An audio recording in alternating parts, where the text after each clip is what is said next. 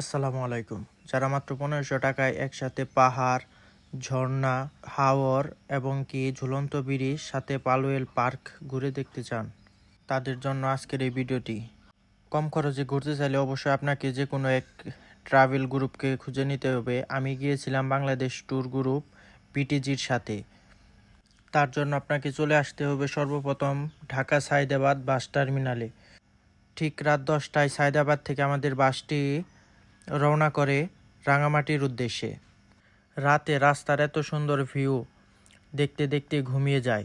এমনকি সকালে ঘুম থেকে উঠেই দেখি চলে এসেছি রাঙামাটি জেলায়, এবং পাহাড়ে এত সুন্দর আঁকাবাঁকা রাস্তা দেখে সত্যি মনটা জুড়িয়ে যায়। বাসটি আমাদের নামিয়ে দেয় শহীদ মিনার বোট ঘাটে, এবং সেখানে আমাদের হোস্ট যাচ্ছে বোট ভাড়া করতে, এবং আমরা সবাই বোটে উঠে যাই এবং আমাদের গন্তব্য থাকে সকালের খাবারের। আমরা বোট থেকে নেমে সকালে খাবার জন্য ইয়ারিং রেস্টুরেন্টে চলে আসি, এবং সেখানে সকালের খাবার দেওয়া হয় আমাদের ডিম এবং খিচুড়ি। সকালের খাবার শেষ করে আমাদের গন্তব্য থাকে সুবলং ঝর্ণা।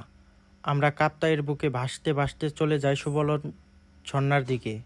হঠাৎ করে সামনে দেখতে পাই ঝুমঝুমিয়ে বৃষ্টি নামতেছে, এবং এই কাপ্তাইয়ের বুকে এত সুন্দর বৃষ্টি দেখতে সত্যি অসাধারণ লাগতেছে। বৃষ্টি দেখে নিজেকে আর কন্ট্রোল করতে পারিনি। সবাই চলে আসি হাউস বোটের উপরে, এবং উপরে উঠে এই কাপ্তাইয়ের ভাসতেছি আর বৃষ্টি উপভোগ করতেছি। আসলে কাপ্তাইয়ের বুকে যখন বৃষ্টি নামে তখন সত্যি কাপ্তাইয়ের দৃশ্যটি আরও অনেক সুন্দর হয়ে যায়। চারদিকে পাহাড়, মাঝখান দিয়ে একটি লেক।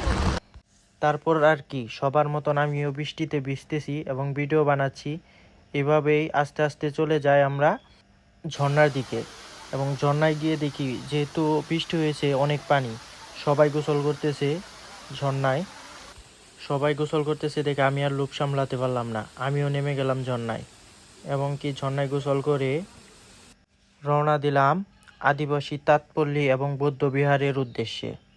তারপর আমরা পৌঁছে গেলাম আদিবাসী তাঁতপল্লীতে। এই যে উপরে যে ঘরগুলো দেখতেছেন, মূলত এইখানেই একটি বাজার, তার নাম হলো আদিবাসী তাঁতপল্লী, এবং এই বাজারে অনেক কিছু তাদের হাতের তৈরি পাওয়া যায়, এবং আপনারা এখান থেকে দামাদামি করে কিনতে চাইলে কিনতে পারবেন।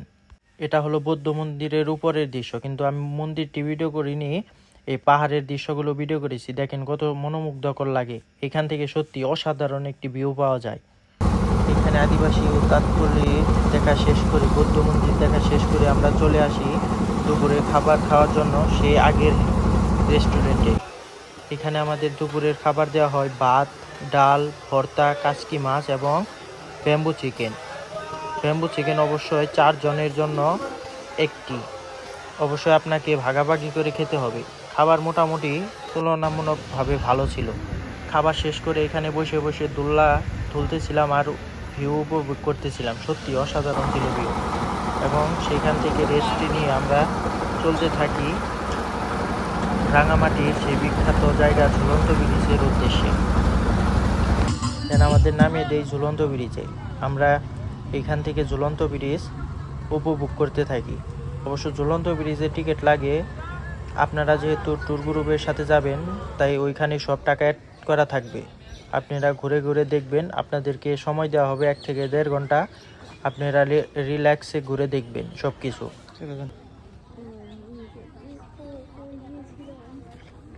ঝুলন্ত ব্রিজ দেখা শেষ হলে আপনাদেরকে নিয়ে যাবে পালওয়েল পার্কে।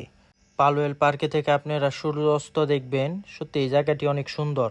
যারা একবার যাবেন তারা আসলে এখানকার প্রেমে পড়ে যাবেন। বিশেষ করে পালওয়েল পার্কের এই জায়গাটা, এইখান থেকে দেখা যায় অনেক সুন্দর একটি ভিউ। আপনারা না দেখলে বিশ্বাসই করতে পারবেন না। এক পাশে এত বড় কাপ্তাই লেকের ভিউ, সেই সাথে এত সুন্দর একটি জায়গা। পালওয়েল পার্কে আপনারা ঘোরাঘুরি করে সন্ধ্যা 8টার দিকে চলে আসবেন। আগে যেখানে আপনাদেরকে নামিয়ে দিয়েছিল শহীদ মিনার বোট গার্ডে, সেইখান থেকে রাত 8টায় ঢাকার উদ্দেশ্যে রওনা দিবে। ভিডিওটি কেমন লাগলো অবশ্যই কমেন্ট করে জানাবেন, এবং কোনো তথ্য জানার থাকলে অবশ্যই কমেন্ট করবেন। ধন্যবাদ।